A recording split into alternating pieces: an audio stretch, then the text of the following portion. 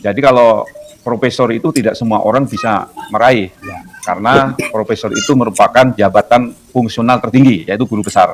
Dan alhamdulillah saya merupakan orang yang tercepat memperoleh gelar guru besar, karena saya hanya 2 bulan. 2 bulan 1 minggu, saya bisa memperoleh gelar guru besar. Nah, tentunya orang tua saya bangga. Ya, di kementerian, sangat langka seseorang mengajukan guru besar itu untuk waktu yang sangat-sangat pendek. Apalagi saya sendiri, untuk mendapatkan guru besar itu perlu waktu 5 tahun. Jadi ini baru hanya 3,5 bulan, sudah menjadi kenyataan. Mengenai sosok Pak Direktur sendiri, Pak Paiman, Profesor Paiman, saya mengenal sejak kecil. Profesor Thomas Suyatno adalah Ketua Yayasan Universitas Profesor Dr. Soetopo tempat Paiman Raharjo pernah menjadi guru besar sebelum Paiman diangkat menjadi Wakil Menteri. Thomas mengungkapkan rasa heran, bagaimana mungkin seorang Paiman bisa memperoleh gelar profesor hanya dalam waktu 3,5 bulan sejak dia mengajukan ke Menteri Pendidikan kala itu. Sedangkan Thomas sendiri mengakui, dirinya butuh waktu selama 5 tahun sebelum diakui sebagai seorang profesor. Walau waktu pengajuan berdasarkan penuturan Paiman dan sang ketua yayasan berbeda, namun dari beberapa sumber, kita bisa mendapatkan informasi bahwa memang benar Paiman hanya butuh waktu beberapa bulan, tidak sampai tahunan sebagaimana pengalaman guru besar yang lain. Paiman pun menobatkan diri sebagai penerima gelar profesor tercepat di Indonesia. Lalu bagaimana Paiman bisa mendapatkan gelar secepat itu dan kenapa semua sumber yang memberitakan latar belakang pendidikannya berbeda-beda? Apakah Paiman menyembunyikan sesuatu dari riwayat pendidikannya? Simak di video berikut ini.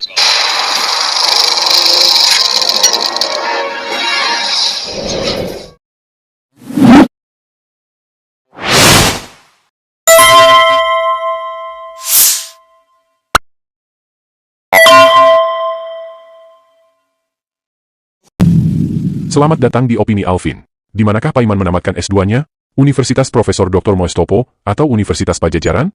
Dari laman website dikti.kemendiktisaintek.go.id yang kami screenshot sebelumnya, di sana tertulis riwayat pendidikan Paiman Raharjo. S1 dan S2 diselesaikan di Universitas Profesor Dr. Soetopo tempat Paiman mengajar, dan S3 diselesaikan di Universitas Pajajaran. Beruntung bahwa data ini sempat kami screenshot 2 hari sebelumnya, karena sejak semalam sampai video ini dibuat, website ini sudah tidak bisa dibuka. Namun mengejutkan bahwa menurut Ketua Yayasan Universitas Profesor Dr. Moestopo, Paiman Raharjo hanya menyelesaikan S1 di Universitas Moestopo. Sedangkan S2 dan S3-nya diselesaikan di Universitas Pajajaran. Kampung halamannya. Pergi ke Jakarta. Demikian terus-menerus sampai suatu saat beliau mempunyai kesempatan untuk studi lanjut sampai ke sarjana di tempat kita, bahkan terus sampai S2 dan S3 di Universitas Negeri, di PTN, di UNPAD. Padahal beliau bekerja juga, ini juga suatu prestasi yang luar biasa. Kita bahkan terus sampai S2 dan S3 di Universitas Negeri, di PTN, di UNPAD. Padahal terus sampai S2 dan S3 di Universitas Negeri, di PTN, di UNPAD. Pernyataan ini tentu mengejutkan kita semua, karena sebagai ketua yayasan, Thomas tentu mengetahui siapa saja mahasiswa yang pernah menempuh pendidikan di yayasan yang dia pimpin. Terlebih lagi, Paiman bukanlah orang baru di Yayasan Moestopo. Menjadi mahasiswa S1 sejak tahun 1999, dan terakhir menjadi rektor tahun 2023. Maka sekali lagi, di manakah Paiman menyelesaikan S2-nya? Di Universitas Moestopo, atau Universitas Pajajaran? Kontroversi yang lain, adalah tahun penyelesaian pendidikannya. Di salah satu channel yang terindikasi milik relawan sedulur Jokowi, kami menemukan video 6 tahun yang lalu. Simak videonya, dan bandingkan data di laman website dikti.kemendiktisaintek.go.id berikut ini.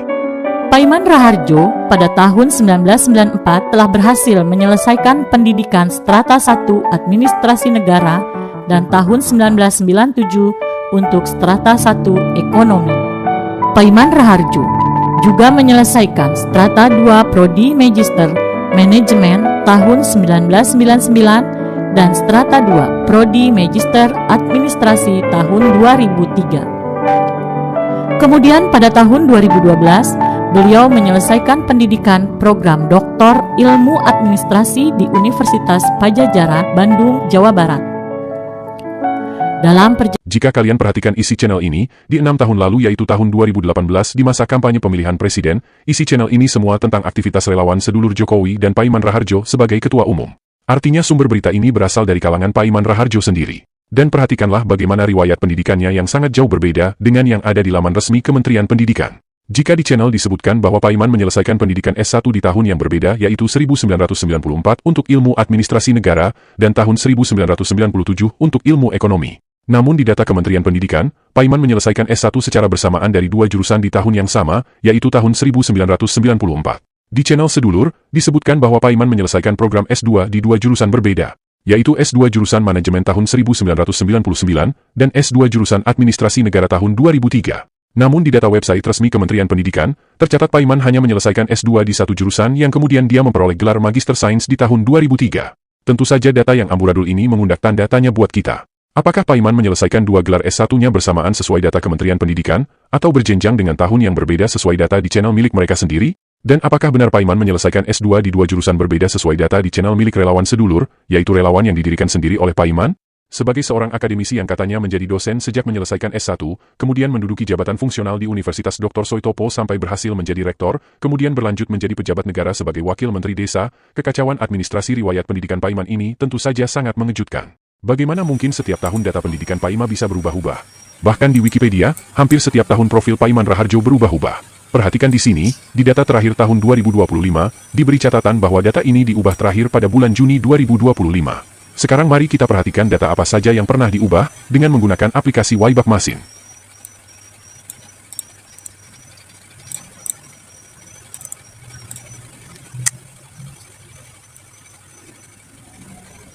Di sini terlihat bahwa data ini pernah diubah pada tanggal 20 Januari dan 21 Februari tahun 2025. Mari kita buka data tanggal 21 Februari 2025 untuk mengetahui apa saja yang pernah diubah.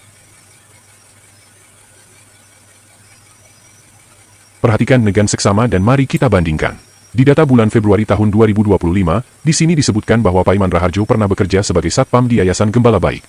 Namun di data Wikipedia terakhir Juli 2025, data ini dihapus. Entah apa alasannya. Yang pasti, Yayasan Gembala Baik adalah yayasan milik Gereja Katolik, yayasan yang pernah membiayai pendidikan Paiman selama menempuh pendidikan di STM.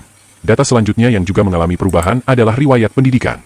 Di Wikipedia tanggal 21 Februari 2025, tertulis bahwa Paiman Raharjo menyelesaikan pendidikan S2 dan S3 di Universitas Pajajaran dan Universitas Indonesia. Lalu di data terbaru, berubah, dengan menghilangkan Universitas Indonesia. Kacau bukan? Kita tidak menemukan ada biografi seorang pejabat yang mengalami banyak sekali perubahan sama seperti data milik Paiman, khususnya yang menyangkut data riwayat pendidikan. Di sini kita pun bertanya-tanya, apakah Paiman Raharjo tidak ingat kapan, di mana dan tahun berapa sesungguhnya dia kuliah? Kenapa setiap membuat pernyataan dan menuliskannya di media data itu selalu berubah-ubah? Dan satu lagi, Paiman Raharjo tercatat menyelesaikan S3-nya tahun 2012, yaitu tahun bersamaan ketika Jokowi terpilih sebagai Gubernur Jakarta. Setahun sebelumnya, Paiman mendirikan relawan yang diberi nama Relawan Sedulur Jokowi, di mana Paiman menjadi ketuanya. Setelah Jokowi terpilih, Paiman diangkat menjadi komisaris PT Food Station Jiptaning, yaitu sebuah perusahaan milik pemerintah daerah khusus Jakarta kala itu. 2 tahun kemudian, Jokowi terpilih menjadi presiden, dan Paiman pun lagi-lagi ditempatkan sebagai komisaris, kali ini di perusahaan milik negara atau BUMN, yaitu PT Perusahaan Gas Negara atau PGN. Di tahun ketiga setelah Jokowi menjabat sebagai presiden di tahun 2016, Paiman mengajukan permohonan gelar profesor ke Menteri Pendidikan. Dan disinilah, hanya dalam hitungan 2 bulan menurut kesaksian Paiman sendiri, gelar profesor yang membuat Ketua Yayasan Universitas Moestopo terkaget-kaget itu pun disetujui dan di-SK-kan oleh Menteri Pendidikan. Apakah ini hanya kebetulan? Yang pasti Paiman mengajarkan kepada kita untuk tidak berbohong. Dan juga hebohnya lagi, beban yang tak henti-hentinya diterima oleh Presiden Jokowi. Ada pihak yang berbohong, dianiaya, sehingga menimbulkan yaitu kegelisahan, kesalahpahaman di antara pihak, sehingga mencaci maki Bapak Presiden dan para aparatur pemerintah saat ini. Sungguh luar biasa cobaan yang sangat dahsyat, yang sangat berat bagi pemerintah Jokowi. Oleh karena itu, bangsa Indonesia, marilah kita doakan Bapak Presiden kita yang begitu tulus siang malam, prihatin, sedih, berusaha untuk segera mengatasi, membangun, yaitu korban gempa di Palu. Mari kita semua pihak, jangan menambah beban Bapak Presiden. Marilah kita sebagai bangsa yang bermartabat, menggunakan cara-cara yang baik. Mari kedepankan etika yang baik, walaupun kita memasuki yaitu tahun politik, tahun demokrasi. Berbohong itu dalam agama sungguh sangat dosa yang dapat berdampak luar biasa. Mari masyarakat kita dididik dengan sebuah kebenaran, jangan dengan kebohongan. Terima kasih. Wassalamualaikum warahmatullahi wabarakatuh.